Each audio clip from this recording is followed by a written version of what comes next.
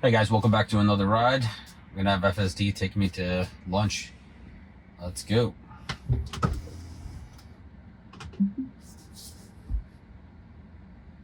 Just waiting for this symbol to pop up. There we go. And we're on. Going left today. Okay. Nice smooth takeoff. Usually it goes out to the right and then makes the right turn. But this time around it's going out to the left. Which is fine by me. I mean, either way is fine.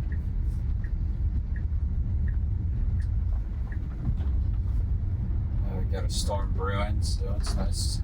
There's a branch in the road. I'm just gonna avoid that. Yeah, definitely had to take over. I don't think I would have avoided that branch in the road. It's pretty big. Does a good job avoiding a branch in the road.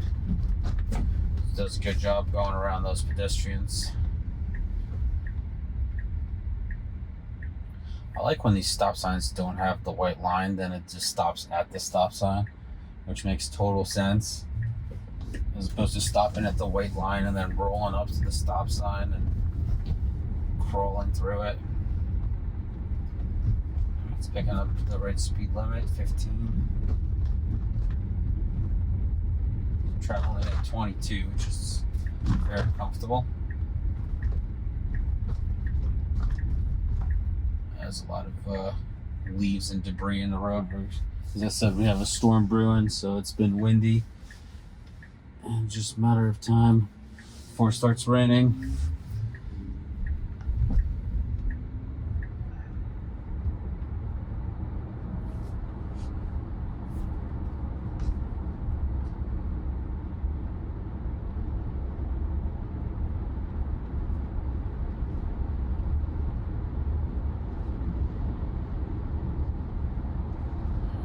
Nice smooth ride here.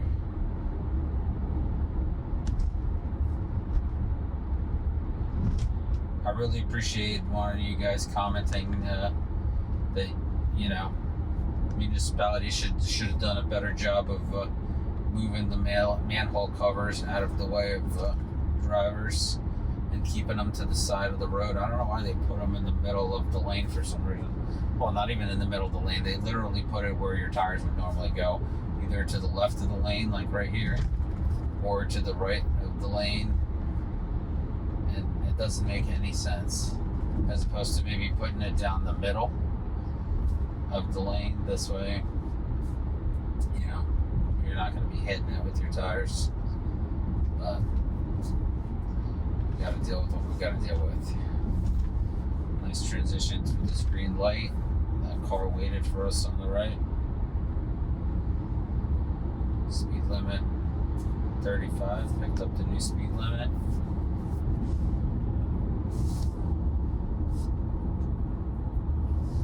So far so good. We're coming up to our right turn here.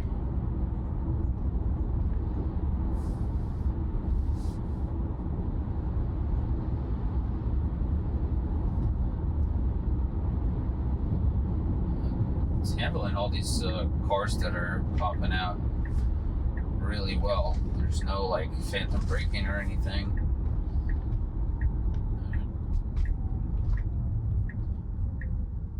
It's set up well for this right turn.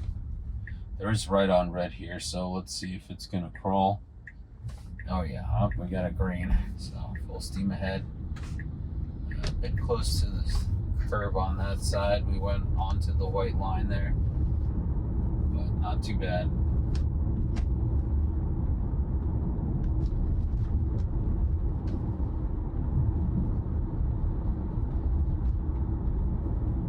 It's 35 here. It's trying 34 to 35. I would be going a little bit faster, a couple miles. But what are you gonna do? I'm trying not to hit the accelerator as much as I can. Speed limit changed to 40. We're still driving 34. It went down to 35 for some reason. There's somebody sticking up behind us, Model 3. Come on now. car pulling out here. Not even sure they stopped at that stop sign. Come on, why are you driving so slow? 36. Okay, it's starting to pick up, I guess, with the speed of the car in front of us. 37. It's just too slow. Some debris in the road, but luckily we avoided it. So far, only one disengagement for debris. This is the wrong turn. Okay, it's taking the wrong turn. It's taking a right turn only, and it's taking a turn way earlier than our turn here. Wow, I've never seen that before. That's definitely a huge mistake. All right, we're going into some gated community here, which I've never been into before. We'll let FSD figure it out. Wow, these guys got cobblestone streets here at the entrance. Fancy. Yeah, wow, that was a big mess up. It definitely took a turn way too early for some reason. I guess that's the confusion between live driving and the map data. Where's it taking me now? Is it doing a giant loop? Well, at least we get to look around and see some beautiful houses. I've never been to this development before,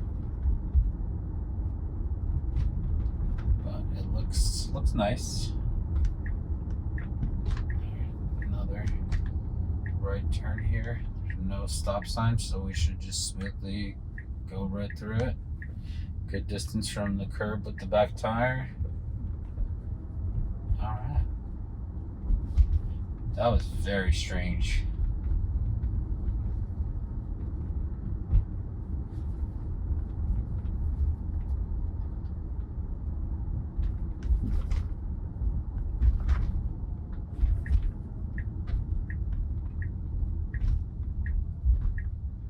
All right, wow, okay. Let's see here. No through traffic, emergency road only. All right, what are you gonna do now? You're gonna try to drive through it? Don't do it. No, yeah, don't do it. You know you're not supposed to.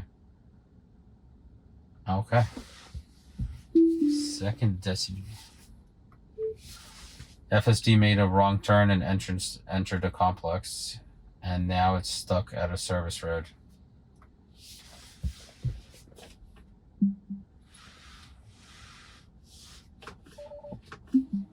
Here we go. Let's get you turned around here. That was fun. That was really fun. I was not expecting any of these mistakes. Okay, let's get you into drive.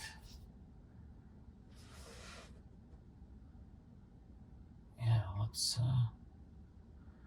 let's forget this road. Let's go down this one. Let me redo the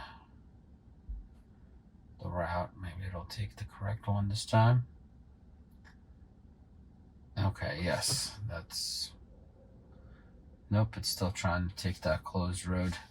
All right, I'm gonna have to drive us out of here first.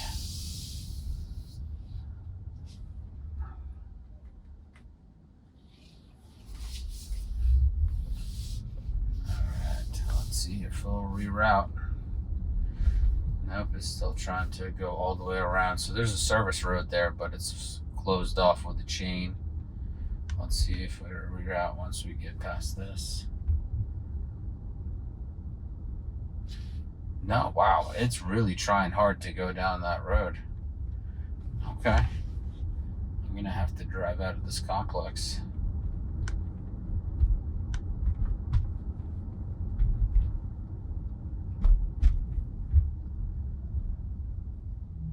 That sucks. It's definitely a mapping issue here. Well, at least you guys get to see me drive. I don't think you've ever seen me drive.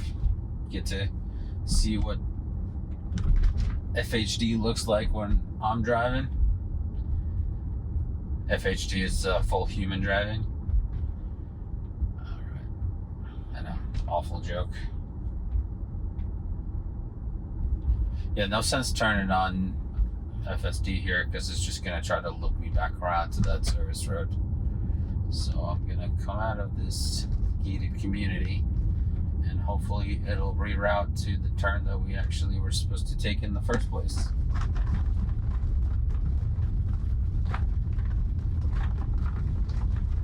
There we go. Now turn on FSD. And we're back on track. Got it stages to the right side. Oh man, it's starting to rain. I hope we get there before the rain completely starts.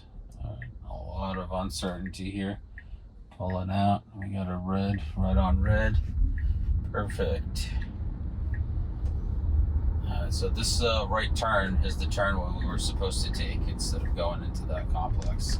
So for some reason, I think it got tricked by the right lane turn only. Wow, the wind is really kicking up. I think we're going to get a hell of a storm. The ride back should be a lot of fun.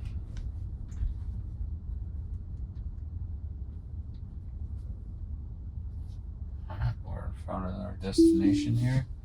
She's going to take over and have us park here. Yeah, I don't know why it doesn't just initiate the parking automatically yet. Like, come on, Elon.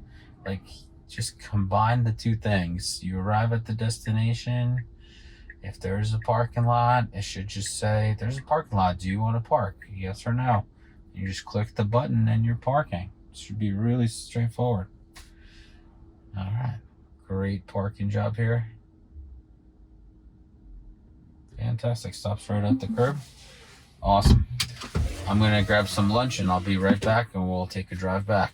A few moments later. So I think if we can break into this market, there's a chance of really setting off a viral phenomenon. Guys, welcome back to another ride. I was just listening to this at lunch. Viral phenomenon. So we're just going to keep going. Telling their friends, the friends are seeing it. The friends are then conversation. It's a good conversation about Cybertruck. Omar's discussing the Cybertruck with the EV non-believer. So it's worth listening to. Like, you know, the ability to turn on the air conditioner from your phone and get into a cool car every time. The little things like that that we're all used to. Who I see buying the phone is a key. Mm-hmm. I see like younger Forerunner owners trading in their Forerunners for Cybertrucks. Okay, I see that happen. I don't see like tons of working class guys telling their employer, man, you know, we should get rid of those fleet of F-150s we got out there and get a bunch of Cybertrucks. Yeah, man, that's the way to go. I don't see companies doing that. You know, I mean, you know, if you look at, for example, like government fleets and large fleets, like police officers, they're all going to Teslas for the reasons we're talking about. Super low maintenance, no fuel. You can just put them through hell for these jobs where you're driving all the time. And I mean, if they can get the Cybertruck out at 60K and have the standard range version, it's super durable, super low maintenance. I think that a lot of people, a lot of fleets will just look at the dollars and cents and say, hey, I may not even want to drive one of these for myself, but the savings for my business would be immense. That's like 3 times as much, though, as the cost for a fleet vehicle from the dealer. If you're buying like 100 F-150s, you can get them for like, you know, a little over 20 grand a pop, if that's what you're buying. So you're going to pay 3 times as much for a vehicle, and then what's the lifespan of that vehicle? Now, what most people do is they lease fleet vehicles. They don't actually purchase them as well. They lease them and then they turn it back in because you can write off the total cost of the lease on your business. Am I not wrong, Matt? I don't know if that's... Well, you could get into the depreciation side of things, and you can write off the lease right away. Obviously, I think the weight of the Tesla truck would meet the IRS 179 accelerated depreciation that would qualify, but a lot of people do lease. The one thing that I want to say is very fascinating driving the Tesla or the Cybertruck for the first time. It's a very surreal feeling because it's quiet. You don't hear any noise. And the steering wheel is very unique because I'm used to driving my truck and, you know, you're driving down the road and you can put your knee up and you can't really with that truck. and I don't mean that in a bad way, but it's like driving the future. I'm not sure how to describe the feeling. Boys, what did y'all think about the Cybertruck? Let's go to JC. Oh, there you go. There you go. We always welcome speakers of all ages. Matthew, that was really nice. JC. Yeah, Tom, I got a question for you and a comment. I guess the question would be is, have you actually been inside a Tesla, and maybe even specifically a Cybertruck? Yeah, just to sit in it. And something tells me that you're like a couple of my cousins. No. Yeah, I have. Okay, so you're probably like my cousin Ray. He's like, yeah, I'll get in it with you, but turn that damn camera off. No, I don't want to be seen on camera. I've taken an Uber Tesla before because it was just there on the app, and I was like, okay, I guess. You've actually driven one? You've actually driven a Tesla? No, I haven't. I haven't driven them. No. So you have not driven it. Okay. The comment I had is, what are your thoughts on the electric fracking spreads that are proliferating their way into the Eagle Ford and the Permian and Utica and Bakken? Well, yeah, you know where that electricity comes from. It doesn't come out of thin. Well, yeah, I'm not asking about where the electricity's coming from. The fact that it is electric. Whoa, let's back the truck up. Let's back the truck up. Why doesn't it matter where the electricity goes? You know what these people have, and Matthew is in the business. It's called a portable power plant, and we burn hydrocarbons. So that couldn't charge a Cybertruck, huh? Oh, no. We burn hydrocarbons on location to make that electricity so we can use it on location is what we're doing there. And it's a more efficient way to bring down the cost of drilling and completion. And that's the reason we do it. We're about efficiency. But in order to make that electricity, don't get it twisted, we're burning the fuel on location as opposed to before we were burning diesel, which was trucked in. Yeah, I'm not debating you. I mean, I honestly, I think you have some great points on the generation side.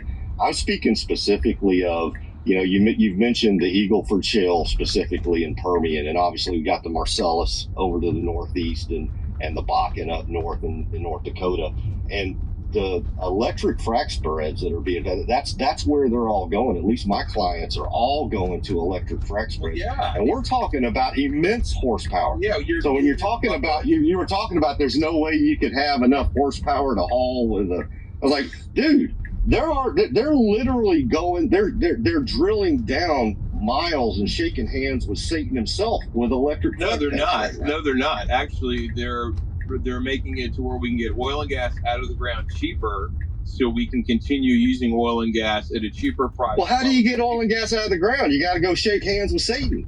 It's not. You can't just kick your heel into the the soil. What are you and talking about, dude? Like, this hyperbole is nonsense. Okay, listen.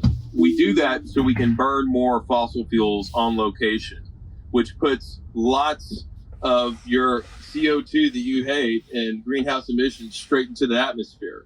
All right. And this is another thing. All the electricity you're using to charge your vehicle, a lot of it's coming from natural gas power plants. You're just not seeing emissions come out of the vehicle.